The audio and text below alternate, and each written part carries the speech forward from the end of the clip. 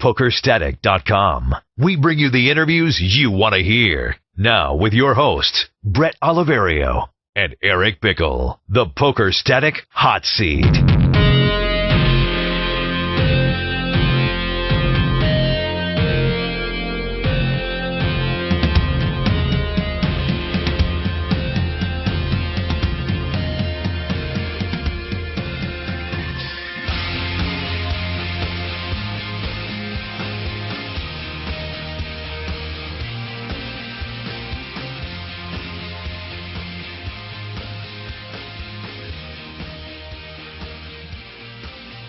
What's up? Thanks for checking out the Poker Hot Seat. I'm Bret Oliverio with Eric Bickel.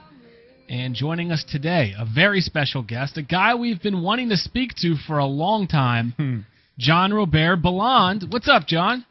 Hey, guys. What's up, man? Now, of course, if you're not following John on Twitter, I don't know what you're doing. You got to sign up and follow Broke Living JRB. That's his Twitter handle. Some of the funniest tweets on Twitter, by far the best Twitter account in poker. You know this, right? I've had a few people say that. I mean, I'm just keeping it real. I'm glad they're enjoying it. That's a question I had for you. Like, how much of this is shtick and how much of this is 100% real? Like, Bret has the whole chronological order of the most recent meltdown, and we want to go through that at some point. But at one point, I think you were back up and running because your housekeeper found $5,000 in your pocket. No, maid found $1,900 in back pocket. Yeah, right, buddy. Back in action. Yeah. Actually, all of it's 100% accurate. The only thing that was like a little bit gray is back when I was like in the Bahamas. You know, I had a cash bankroll, and I wasn't discussing my online bankroll because I had some money online also. So I kind of did have a little bit of a backup. But right now, everything you see, this is it. I mean, you know, I had no money. I was out of action for a few days. You guys saw I didn't even play for a few days. Right. And, oh yeah. More than a few days, like almost 2 weeks there. Well, yeah. Well, let's sort of start from the beginning. You know, I first got to know you, and I think Eric did too, on the World Series of Poker from that circuit event where I guess you finished third behind Doug Lee and Jennifer Harmon. Right. You took home almost $211,000, and probably that circuit event seems to be on ESPN all the time. Is that where most people know you from? At least poker fans. There's a combination of things. That episode, you know, they had it all built to, you know, it looked like I was probably going to win that thing. Huh. And I remember the producers saying, this is going to be the greatest show of all time. You know, it was a little disappointing that I went out in third. To be honest with you, I made a critical error in that final table where I shoved all in. I was trying to represent the hand that Doug Lee was holding. And that's how I got all those chips, take Jennifer Harmon down. I mean, and it was just the wrong time to do that because Jennifer was so short-stacked. I mean, I should have definitely locked up, you know, top two, and then beating Doug Lee heads up shouldn't have been a problem. Yeah, so, you know, you have those final tables. There's a lot of regret, but nevertheless, that final table, by the way, at that final table was Gabe Thaler, right, Jennifer Harmon, Phil Ivey, Tony Ma. I mean, it was like an all-star study table, you know, and I put a lot of those people out. You know, I don't know if you remember, I made a pretty good call against Phil Ivey, or maybe it was a must call to put him out of the tournament. And yeah, and ESPN loved that show. That's like the most aired circuit event of all time. Right. You know, sometimes I feel like I'm making these guys money and I'm not getting anything out of it. Right. You know, that's kind of the way poker is right now. Yeah, you should be getting checks. You should be getting residuals, you know, like the movie guys. But to answer your question about do people recognize me from that, I think it's a combination of that and Poker After Dark. And then also Survivor, of course, you know. Right. When people recognize me on the street, I don't know whether it's a Survivor thing or if it's a poker thing. It's almost equal. It's almost equal. Well, how did you – all right, so how long before the World Series of Poker final table? What year was that, Bret? 2005. Before 2005, how long were you in that poker circle, in that world, you know, before that final table? How long were you in Vegas? How long were you doing your whole routine? Well, I started dabbling in poker probably back in 2000 and took it on full-time maybe 2003, 2004, right around the time I closed shop with my nightclub. This was right around 2003. Okay. And at that time, Jeff Lissandro invited me to help him run a poker room over there in Prague. And I went and spent, it was supposed to be a month. I was just supposed to help him get it open. And I loved it out there and stayed there for 6 months. So I got a good feel for poker and learned a lot from him. And it was a straight no-limit game. I hadn't played any no-limit hold'em until I went to Prague, really. And Jeff kind of taught me a lot about that game, taught me a lot about poker.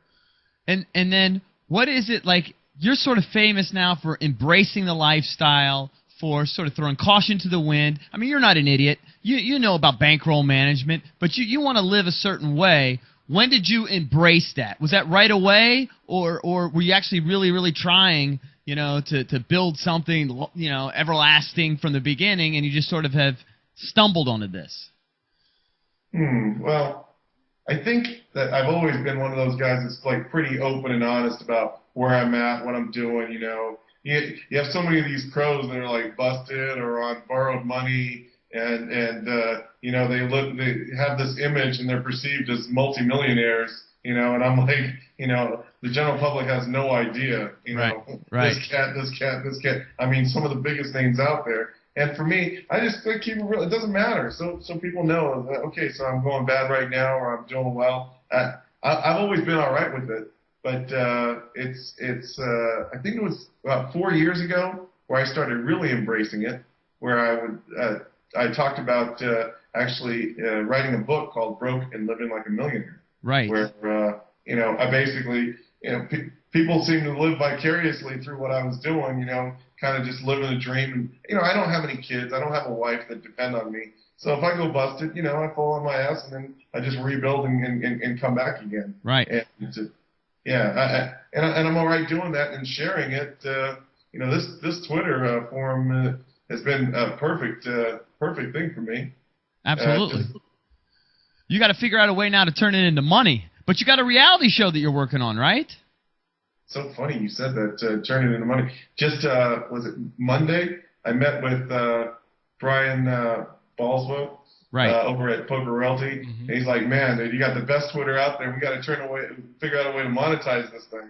And, one of the things we're going to do during the series is we're actually going to have like a video log of what's happening with me during the series. So, not only will you have the Twitter from time to time, I had a show 2 years ago on the World Series of Poker.com called Surviving the Series with Sean Rivera. I don't know if you guys ever got a glimpse of that. I think I've seen that. Snippets of it, yeah.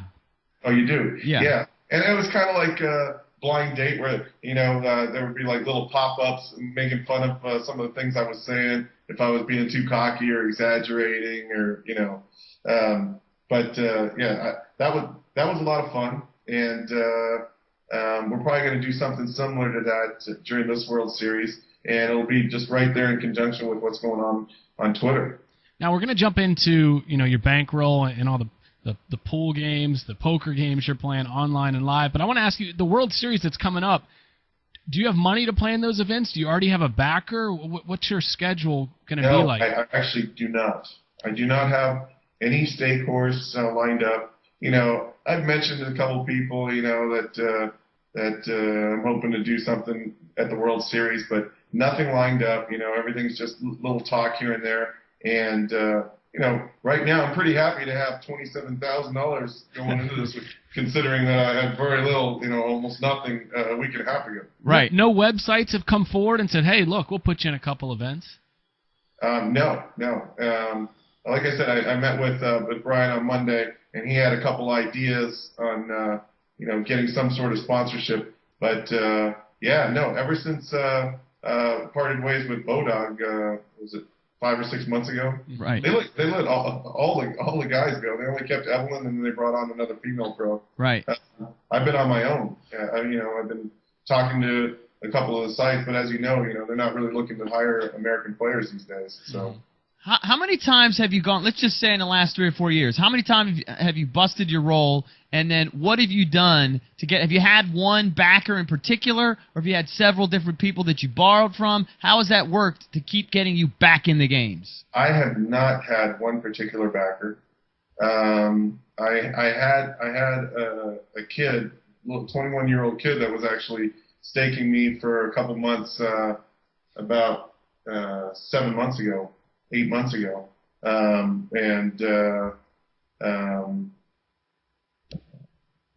outside of that, a lot of people think because I run with Cassidy and Huck that these guys are staking me. Actually, that never happens.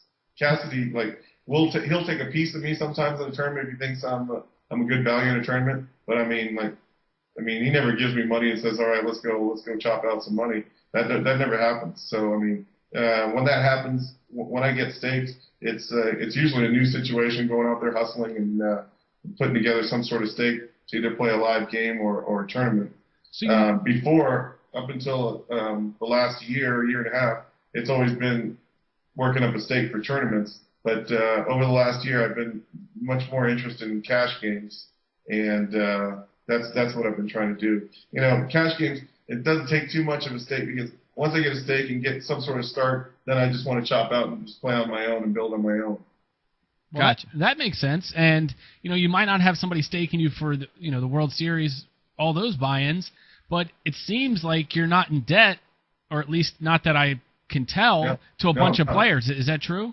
No, I'm not. No, I don't have any debt. And that's one of the reasons why I've done all right, and I have good relationships with some of the people that have money around me that, you know, if I ever incurred like any kind of debt with my buddy Cassidy or whatever, it's usually because he's paying for an airline ticket or something like that, but not for gambling expenses. And then actually, to be honest with you, most of the money I've owed Joe is losing money in prop bets. Huh.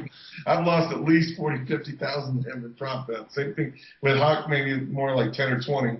Right. But I mean, what are some of the prop bets where you've lost so much money from? Oh man, you didn't hear about that running bet that I made with Joe and Huck? No, I remember following it. I can't remember the details though. We had some sort of 400-meter. You know, when I was a kid, I ran 400 meters in 59 seconds. Right. And I had just run a 200 with Huck in, I don't know what it was, like 36 seconds or 32 seconds. And that was like a week before. And Joe was saying that I couldn't run a 400 in like 76 seconds. And he made a bet with Huck.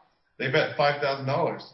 And I said, Joe, you're drawing dead on that. He's like, oh, yeah, I'll bet with you. And then he and I made a whole series of bets from 78 seconds all the way down to 70 seconds, 69 seconds. We had like different bets, and I was getting 2-to-1, 3-to-1, 4.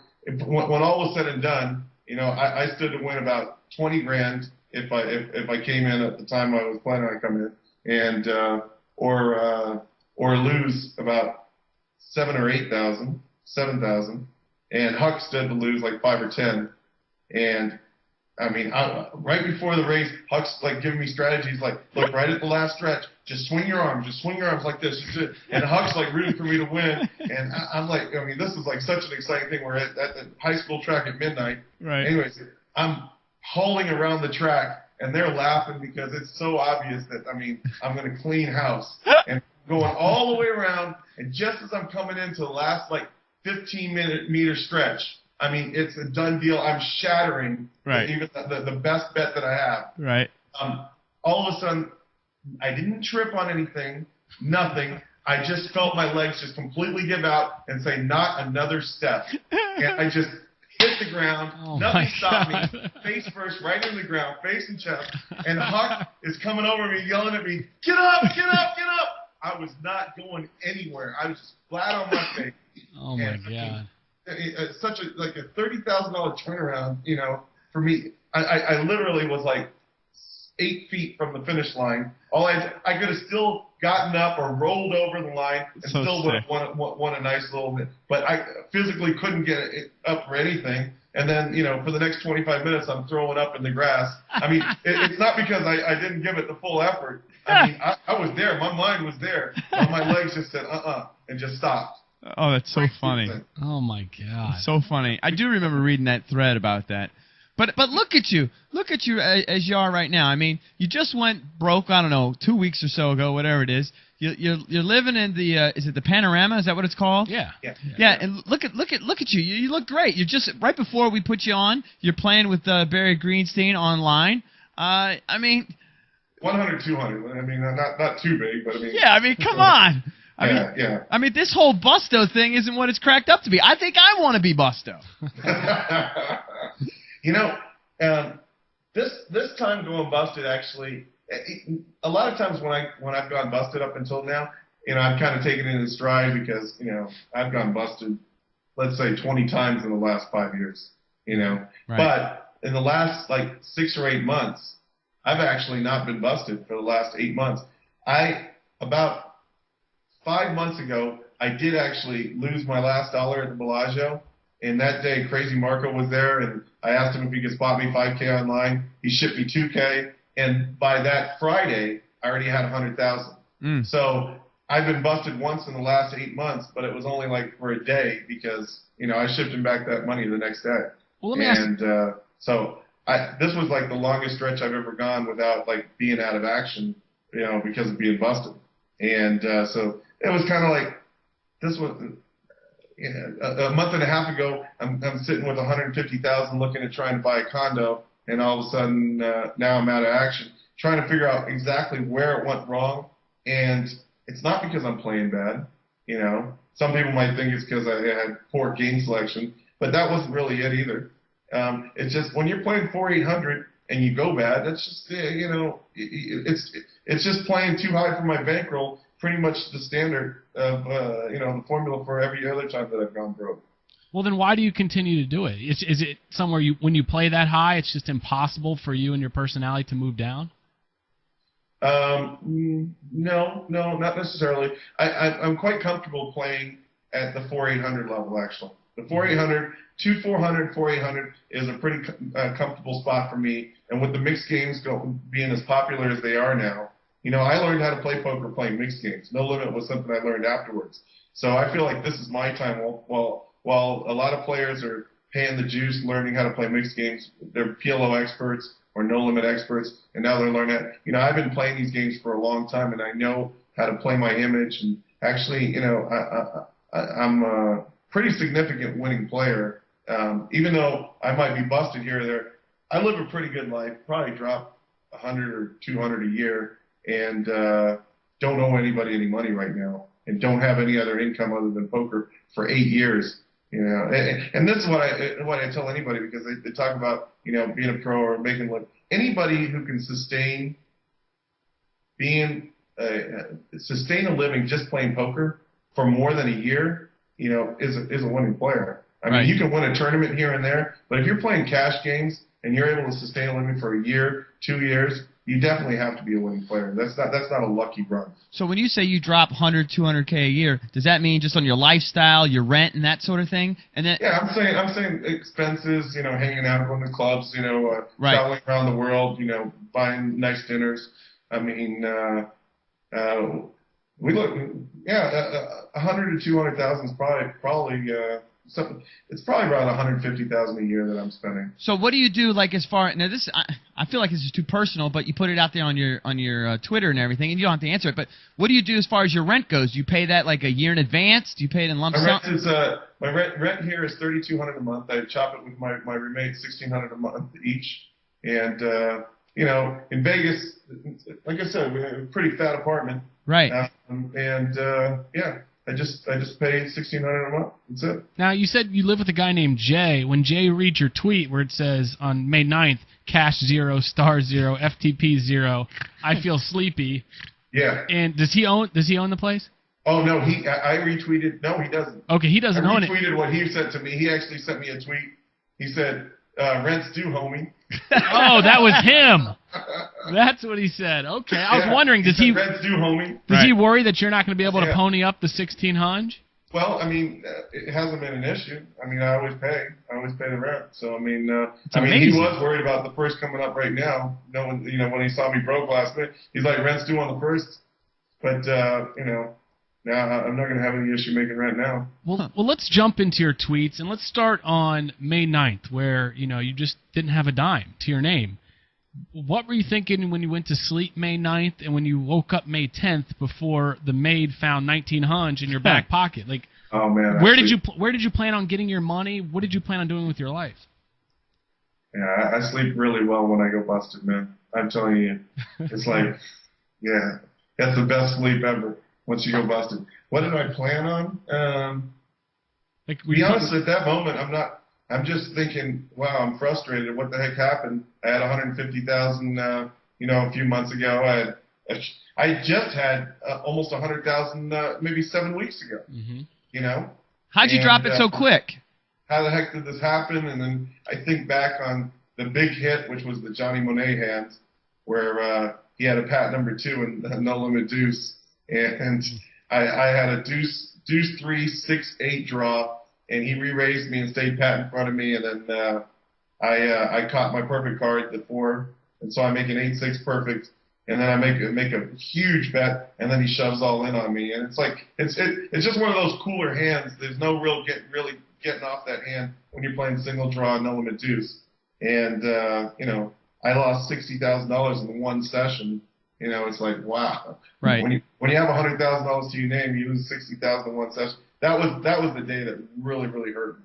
Right, but here's the thing: is that this though. You play poker now for 7-8 years. You can't get away from the cooler hands. They happen all the time. It's the nature of the beast. And when you play with just a few buy-ins, I mean, I don't want to preach to you. You know this better than anybody, and I love you for it because it's so damn exciting to live vicariously through you. But like, I just don't know how you could continue on knowing that it's inevitable. You're going to keep this is going to be a rinse and repeat cycle. I have $27,000 right now. Right. Playing 2 games of 100, 200 online, that's just not the bankroll to do that. I could go busted today doing that. Right. Easily. Right. Easily. Right. That's just the reality of what I'm doing. I'm playing too high for my bankroll, trying to get my bankroll back, and trying to build it up. When I had, 160,000, I actually was beginning to have a bankroll that was good for like a 2-400 game,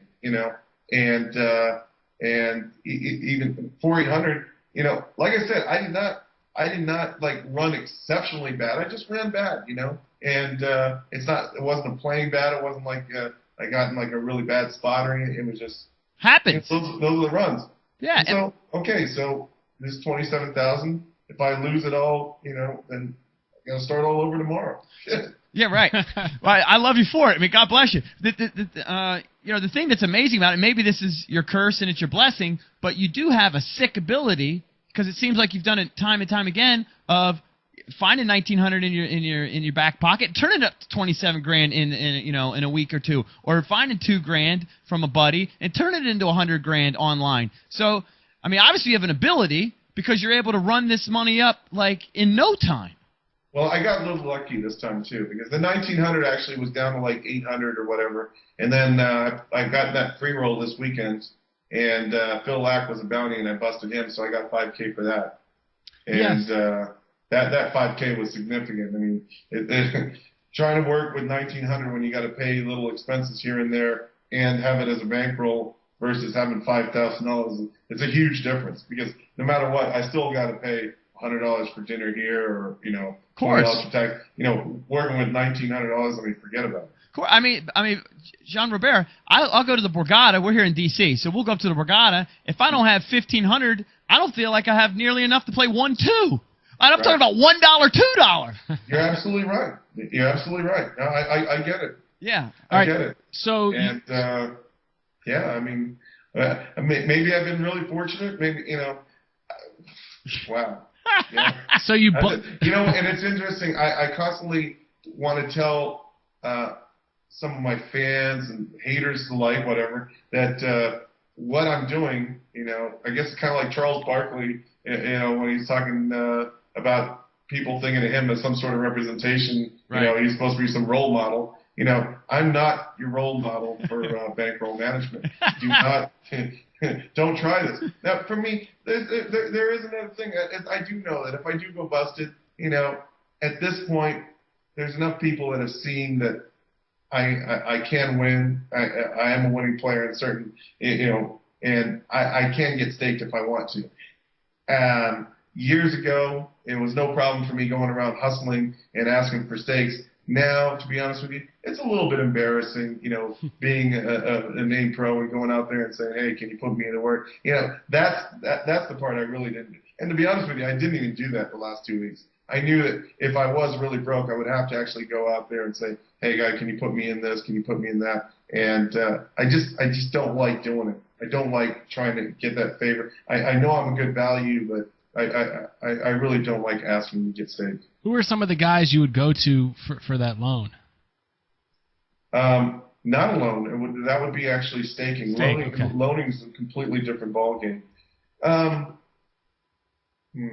It's interesting because it's not the guys that are close to me, like the people that I run like most immediately with, like Nick Schulman or Huck C, Joe Cassidy. I just don't ever want to feel like a burden to them, so I don't want to ask them for spots here and there. And I have back in the day, but I know that kind of like wore on them here and there, and so I really prefer not to do it. I've always done the right thing with everybody, but to be honest with you, recently a very big name player that was busted, I spotted, and he had a big cash recently, and I actually made a phone call to him. I said, you know what, things are real tight right now, and his response to me was, well, ever since I won this, I decided I don't want to do any loaning or borrowing. Oh my God! Usually it's a two-way street, but that is, Who was it? Oh, I can't tell you that. No. But I mean, it's a pretty significant name player. But that is the response. Well, that stinks. I was like, wow, wow, really? I just spotted you, and now that's the way that's fine. Is that an awkward conversation? Yeah, it was awkward, but I'm not mad at him for it, and actually, to be honest with you, a couple days later, he apologized to me. He says, you know what, I was out of line, and I do want to do something with you. Let's talk later. But that conversation's never going to happen again. Thank goodness I don't need it now. I have a feeling I know who it is, but we're not going to drop any names. All right, so you bust Phil Lack, and they give you 5 G's in these turnip or in these I forgot what. $5,000, and they give you $500 chips so that Yeah, you have to go play, right? It's not like you can bet $100, $500 chip, $500 a hand, and then blackjack, as you double downs, whatever. You could have $3,000 on one hand. So I'm betting 2 hands at $500 a piece, and by the time those 10 chips, those 10 $500 chips had gone to the house, I never put my own money on the table. That turned into $10,400. Were you able to cash out the $5K if you wanted to, or did you have, or was no, it? In their promotional casino chips, the safest way to cash out would be to go to the baccarat table, bet player and bank, and then one side or the other wins, and then just cash out just pay the commissions to the house, and that would have cost me probably $250 or $300. So I could have cashed out $47.50 if I did it like that. All right, so you run that up to $10,400. I mean, just by the time I got the blackjack money, yeah. Yeah, I mean, that was a nice run. That's amazing. And then you borrowed $2K from Huck online. No, I didn't borrow $2K from him. Oh, you bought it. You bought it. I'm sorry. Yeah, you bought $2K from Huck. I'm sorry. And then you win $5K playing 40-80. Badoogie. Yeah, Badoogie. Badoogie have a pretty significant edge over the field. So, I mean, that's also my little bread and butter. If I ever really need to, I can go down and grind. And for sure, I'm always going to be a favorite in the 2, 4, 3, 6, 5, 10 area, So, I mean, that little bit of money going from like a couple thousand, winning a few $1,000s at that level, if I, when I need it, sure, I'm happy to play it. Like right now, I've got 27,000, and I was trying to play 20-40 earlier today, and I was like, man, this is like, I don't really feel anything moving. It's like when you're driving, 80, now you're driving 40. Today I was trying to still play 20-40, and I just completely got no satisfaction out of it whatsoever. All right, now for all the haters on 2+2, they always, they talk about you, they speculate about you. Let's get down to it. Like, if you were to play online, let's just say No Limit Texas Hold'em. If you're going to play No Limit online, and you played consistently, could you beat the 5-10 No Limit game online? Could you beat the 25-50 game No Limit online? Or is that something that you could beat live but maybe not online? What do you consider yourself as a player? I'm probably, I'm pretty fair and honest about where I'm at. And the guys that play these No Limit and big bet games all the time, they play those exclusively, and they're experts at it. And, for sure I could beat a 5-10 or 10-20 game. 25-50 game, I'm going to do all right for a little while because I know how to play my image. But, I mean, to grind out every day, I don't like my spot there. Like I said, I know I could beat the 5-10 or 10-20 in the long run, but 25-50, I don't love me there. But, I mean, there's just so many better spots. Playing the mixed games right now, I'm a huge favorite. And, who do you love to play against? Like, I always see you going back and forth, and Mattisau and you guys are breaking balls. But, like, when you're playing live or even online, because it seems like you're playing with a lot of the same guys online, who do you lick your chops, when you see them at the table? Oh, man, dude, for sure. Wow. I love playing with Mattisau. I love playing with Williams. I love playing Scott Seaver. I mean, Scott Seaver, I've run really, really well against, I guess.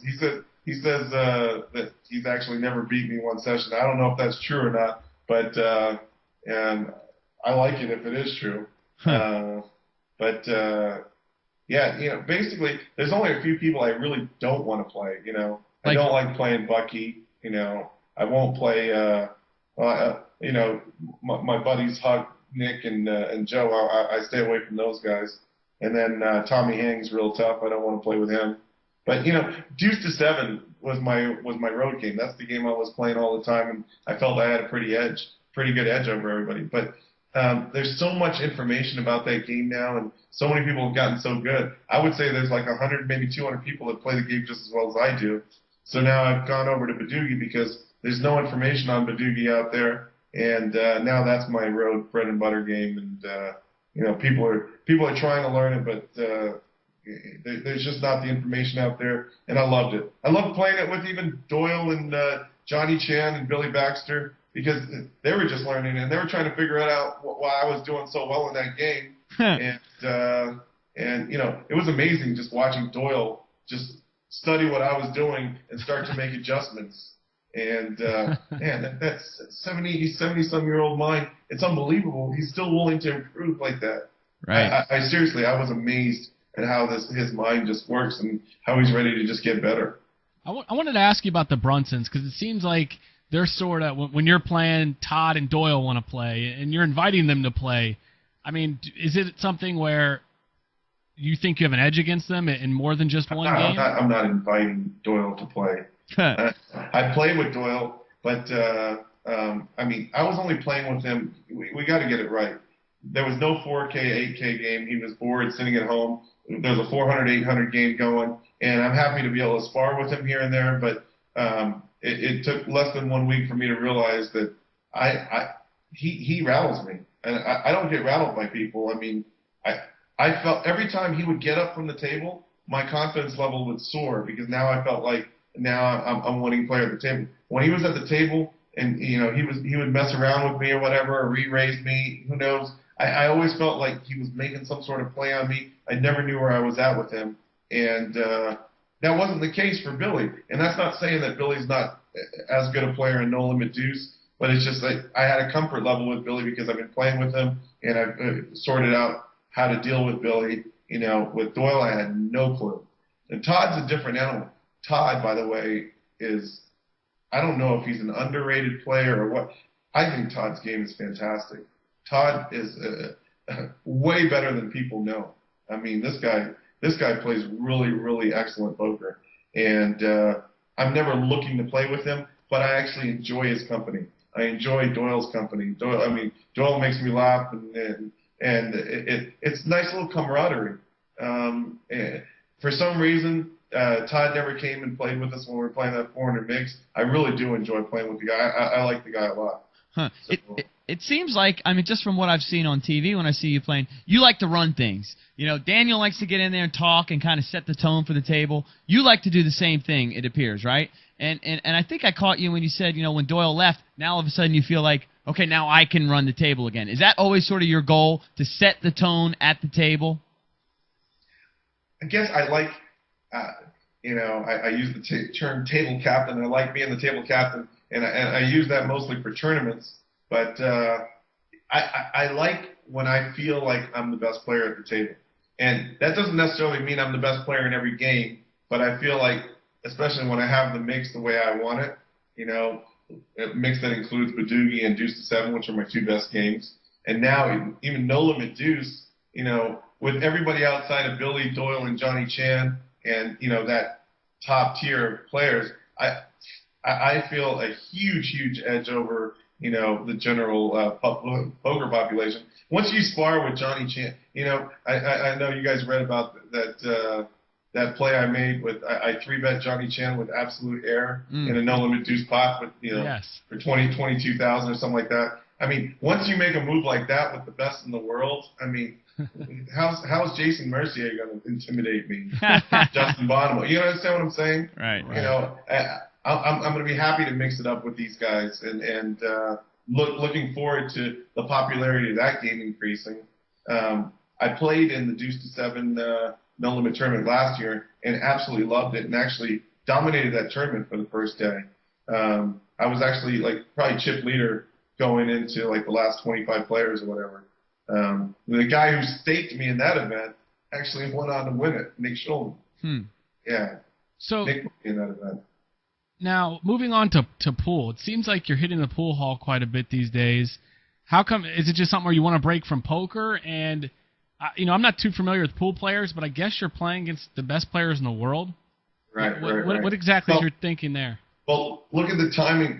I busted, and making me kind of annoyed with the play. You know, now I've gotten to playing 400, 800, 200, 400, and now I've got a bankroll or no bankroll. That's worthy of playing a 2-5 game. I'm not really interested in doing that.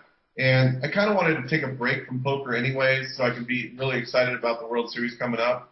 And that because I'm going to be playing nonstop every day for like a month. So, I mean, for more than a month. So going and hitting some balls around, I just found that it was a lot of fun. I was really enjoying myself. And, you know, it's pool something that doesn't have to be expensive. I mean, these $50 a game action is huge action for people that make a living playing pool or go on the road playing pool. And we're in there playing, you know, 200 a game, 500 a game, 1,000 a game. You know, Viffer was in there at the same time as me playing, you know, some of the best players in the world, getting enormous spots. Like he was getting 16-4 in the breaks playing one pocket against Corey Deuel and against Francisco Bustamante. You know, and they were betting like 20,000, which is unheard of in the pool world. He's over there every day betting $10,000 sets. And, you know, so for me, my action, even though it would normally be the biggest action in there when I'm playing 500 a game, it was secondary to his. You know what I'm talking about, Viffer? Yeah, absolutely. Oh, yeah. Does he just have a ton of cash? I mean, how is he able to do that? I mean, is he... Well, I think he's killed it online. Oh, yeah, I know he has, but... No, I mean, when he's in action, he's playing big. I mean, he had a score in just the quarter 50 or 5100 game just 3 weeks ago. He beat the game for like 65,000 right in one session at Bellagio. I mean, that's all the money he'll ever need in the pool room for a couple of weeks or maybe a year. That's a good point. I wanted to ask you though, like, without cutting to the chase, but like, what's your goal? Like, okay, your bankroll's at 27K now. You got it up to 160. I know you wrote the book about getting, you know, I don't know, getting to $1 million. Like, are you ever going to cash out? Like you said, you were looking for a condo. Or are you going to just, I mean, are you just going to be a guy that's constantly in the action? I want to see you go out and buy a condo. I want to see you save some money too, so you have that security. Is that something? No, I want to do that for sure. I want to buy a condo. I mean, that's one of the things. But I mean, if I'm going to go and buy a $150,000 condo, I want to have like $300,000 before I go and drop them. Right. And you know, with the money I had online, I actually had like close to $250, and I was right there looking to just throw down and pay cash on a condo. But you're not going to disappear from the poker world. I mean, this is your life, right? Until you maybe, until, I don't know, if you get married or something. This is my life forever. Right. It's like Brian was telling me the other day. I mean, if and when that law regarding gaming gets overturned, then I'm going to be a prime candidate for a group like Harris to take as a sponsor, because I happen to not be with Full Tilt or Stars, and I'm a pretty significant name out there. I mean, I'd be the perfect person for Harris to take, or whatever gaming group comes in. Right. Could you get a small deal with Stars or Full Tilt if you wanted to, or do they just they're staying away from signing players? I'm pretty sure I could, but I mean, I don't think I'm going to take less than what Bodog was giving me, and I had a pretty good deal with Bodog. Right. Yeah. Gotcha. Now I wanted to ask you about Spearmint Rhino, and it seems like this place is like a magnet for poker players. Everybody knows about it. Best strip club in the world. And you're there maybe a couple times a week, of course, paying your Rhino tax, which you like to call on your Twitter account. Right. What is it about that place that just makes you want to go there and just start donking off $100 bills to these chicks? A lot of times I go in there and I don't even spend a lot of money. Just go in there. I'll go in there with like Huck and just go and kick it. And it's like a place that's open. That's a relaxing joint. It's 3 minutes from the panorama. Mm-hmm. We go in the VIP door in the back. We get treated like kings. Go in there, and the hottest girls all know you. They come up there, hey, what's up? It's just like it's a little relaxing time. I'm single, and it was actually, to be honest with you, I was actually seeing a girl from there not too long ago. But well, dude, what happened? We read about that, right? Yeah, he said just found out the ex is dating someone new. He's on fire tilt, looking to burn his bankroll. What happened? How'd you find out? But when I said that, can you relate to that feeling? Like you just got some girl just pissed you off, and you just like, oh man, and it's like, and at that moment, I was on fire tilt, and I'm just thinking to myself, well, I could go to Bellagio and play poker, or I could go to the pool room, or I could stay online. And to be honest with you, of those three choices, online is the most dangerous because it's so easy to burn through money online. Right. Few tables, I mean, I burned through $100,000 in like 2 days online, a few months ago. That's the most dangerous. So I decided the safest option was the pool room, and that's where I went. And I actually ended up chopping out $500 yesterday. I was real happy with that. I figured to go off for a couple thousand. Who are the best guys for you to hang out with? Like when you go to the Rhino, like you keep mentioning Huck and Joe and those guys. Who else? Well, different friends come into town, and I'm happy to go and hang with them. Like the other day, I saw Ewee and Grinder in there. But when Bucky comes to town, he loves going in there, or Mueller. Just any of the guys, we just go through there and just hang out, have a couple drinks, hang out. It's like a wind down after a session at the Bellagio. You just go over there. And I'm not necessarily recommending it. I'm just saying, and when I talk about the Rhino tax, I seriously got like 5 or 6 people that are saying, "What's a Rhino tax?" I'm like, "Are you guys serious? If you don't know what a Rhino tax, I don't feel like I need to explain this thing. What's a Rhino tax? I mean, really?" No, you don't. What about like your Survivor experience? Like, did you that was a big deal. Did you make any money off of that? Did you feel like that was going to be sort of a launching pad for you in like the TV world? I definitely felt like it was going to be some sort of launching pad for me. Not necessarily in the TV world. I wanted the exposure and the marketability for my future in poker. I was hoping to get signed to a good deal after, being the survivor in the poker world. I figured to get signed to a good deal. And, that didn't actually parlay as well as I had hoped it would, or probably could have, probably because of, that law that was passed also. But, I mean, I actually had a pretty strong deal pending with UB right around that time, and that fell through. That the same weekend I was supposed to get that contract with them, that's when that law went through. Right. So I got screwed big time because I had a really nice situation ready with them. Would you do a deal with UB today, knowing all their problems, or would you try to stay away from that? You know, I'm one of these guys that's a really good promoter and marketer. You know, part of the reason why I was successful in the nightclub business before was just, you know, I would create an image and promote the heck out of it. So if I went to a site that's not like the premier site, you know, we'd say, okay, what are the things that we fixed and whatever, and then I just find a way to market the hell out of it. I think I'm a great front man for any group. So I mean, I'm not. I definitely would love to be with a site that I could be really, really proud of. And I enjoyed Bodog, and I like their finger on the pulse of what's cool, and they're kind of like touch with Hollywood, but they didn't have a poker site that's like something to be proud of. I couldn't tell my friends, come on, let's play on Bodog, because the software is looking like it was something from 15 years ago. Right. And they were constantly telling me that that's going to improve, and I'm sure they're working on it now. But that's one of the things for me is I really want something that I can promote, and I love Badoogie and Deuce to Seven. So I mean, Stars would have been ideal right now. I know that Tilt's working on that, and if Full Tilt gets triple draw games over there, that would be a perfect time for me to possibly do something with them, so I could bring a bunch of triple draw players over there since I have good relationships with all of them. Who are some of the most fun guys to hang out with, like when outside of the poker room, like when you're going out?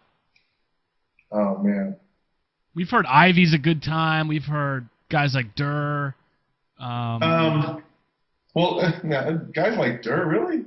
Well, I mean, Durr's got a lot of money, so dude, Durr rolls with us sometimes, and we have a great time. But I don't know that he's necessarily the life of the party. I mean, Williams is definitely a guy to party with. I mean, he's fantastic. But recently he's been really tame because he has a pretty serious girlfriend, and he's been doing really well. He's been doing the right thing by her. But I mean, who do I go out with? Shiki's a lot of fun to hang out with out and about. Madison never hits the town with us. Why not? He's done drinking and doing. He's just. I don't know. Just somehow. I mean, when you think about going out on a Friday night, you don't buzz him. I'm sure he probably would come if we invited him. Mm-hmm. This is like real geeky, but we're like poker nerds. Like, does everybody get along? Are there certain guys, if you see them, you just stay away from them? Like, I even think Daniel and Mattisau were riffing there at least a little bit, mildly. They didn't seem to, I don't know if that translated. And it looks to me like when I see that stuff on TV, it looks to me like Daniel doesn't have very much respect for Mattisau or Mattisau's game, and I can understand that.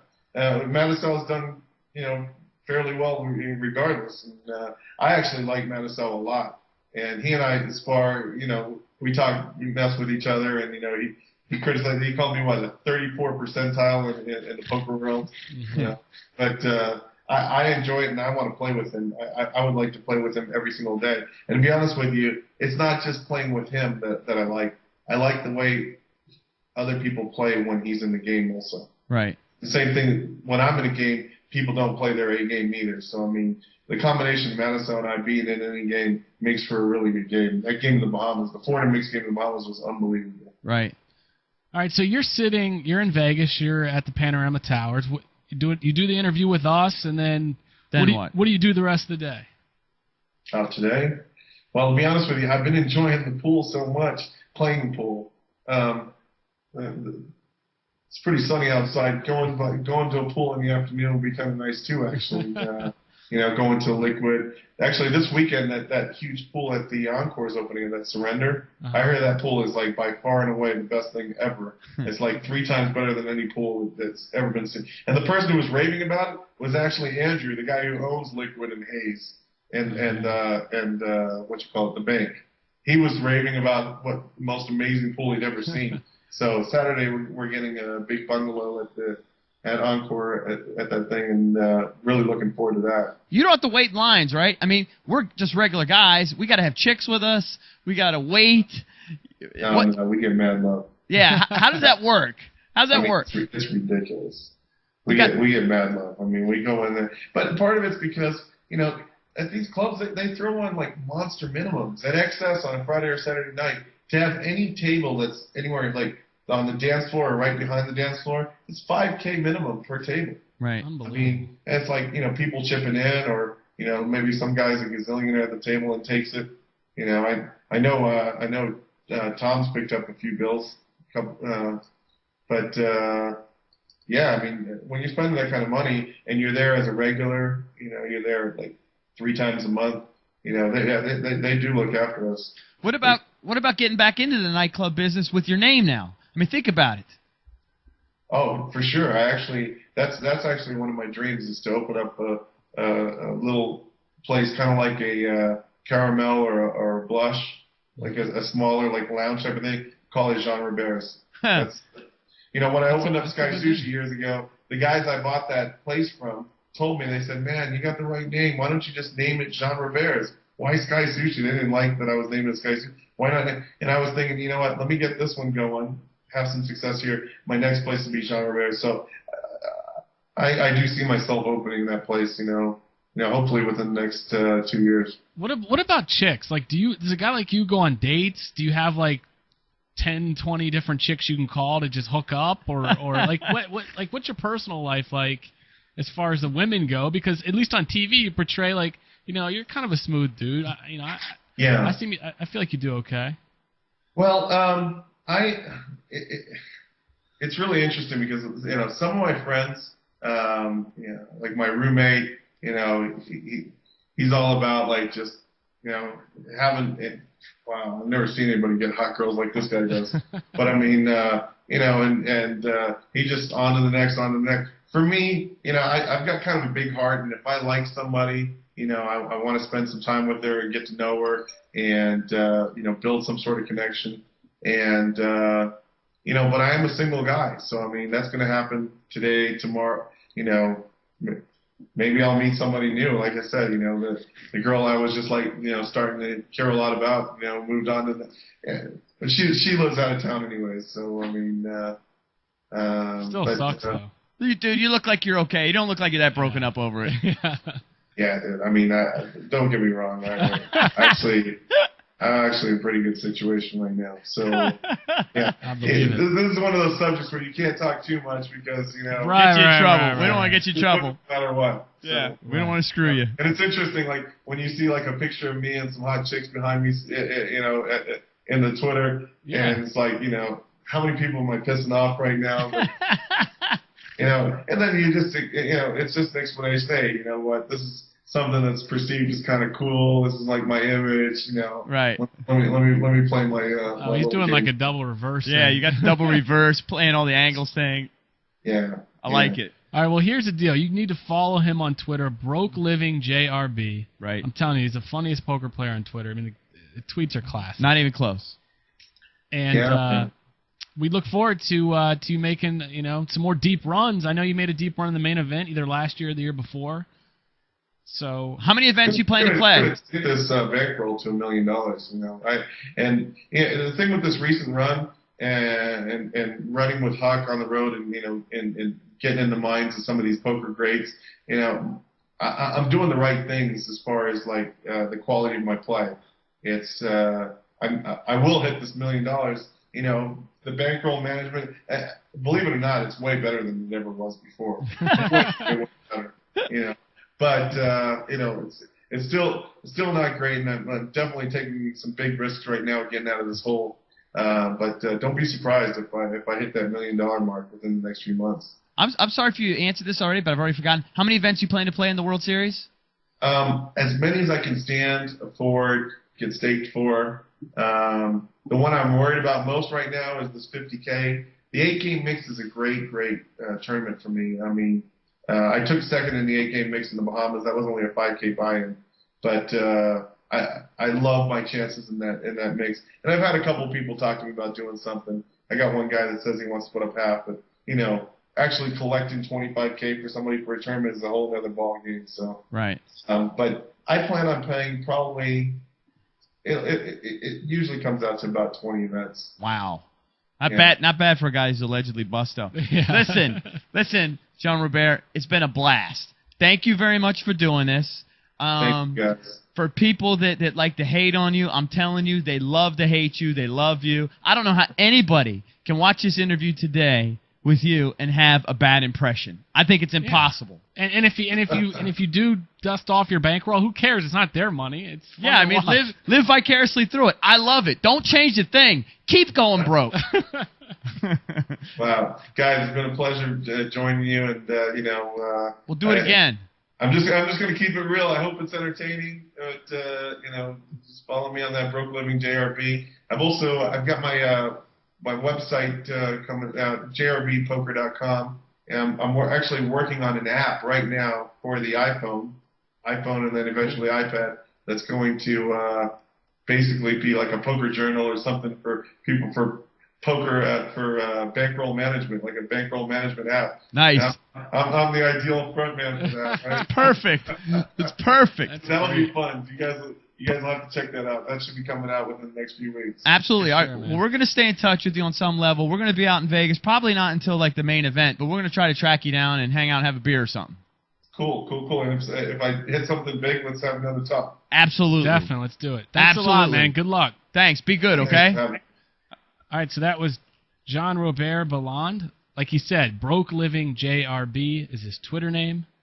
Thanks for checking out the Poker Hot Seat. We will see you guys next week. Peace.